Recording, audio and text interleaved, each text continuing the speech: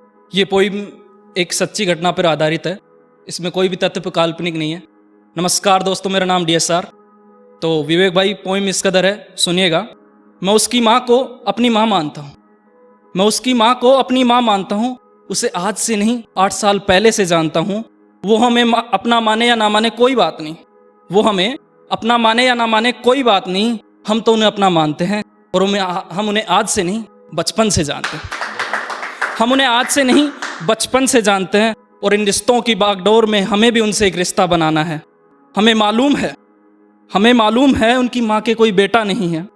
हमें मालूम है उनकी माँ के कोई बेटा नहीं है। हमें इस जन्म में उनकी माँ का जवाई बेटा बनना है।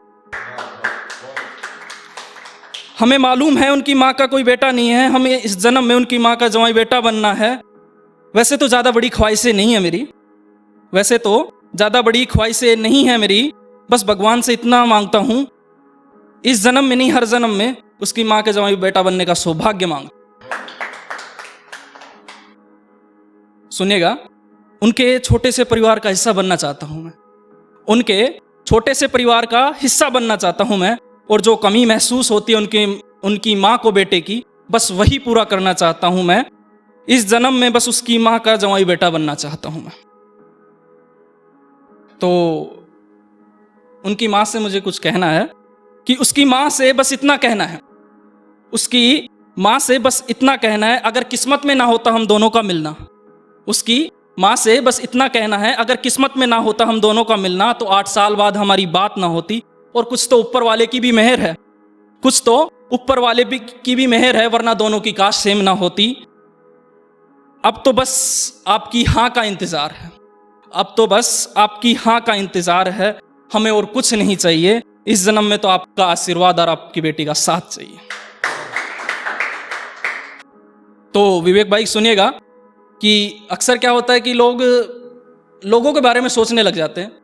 तो उस पे लिखी है कि क्या कहेंगे 4 लोग, क्या कहेंगे रिश्तेदार। क्या कहेंगे 4 लोग, क्या कहेंगे रिश्तेदार। बस यही सोचते रहे तो फिर हमारा क्या होगा। जो देखे हैं हमने सपने जो मिलकर, फिर उनका क्या होगा। क्या कहेंगे 4 लोग, क्या कहेंगे रिश्तेदार। बस यही सोचते रहोगे तो फिर हमारा क्या होगा। और जो देखे हैं सपने हम दोनों ने मिलकर, फिर उनका क्या होगा। अब तो हमारे रिश्तों की बागडोर आपके हाथ में है। जोड़ना है या तोड़ना बस आपके हाथ में है। हमें और कुछ नहीं चाहिए, आपका आशीर्वाद चाहिए। इस जन्म में आपके जवाई बेटा बनने का सौभाग्य चाहिए। तो कुछ लाइनें इस कदर लिखी थी विवेक भाई।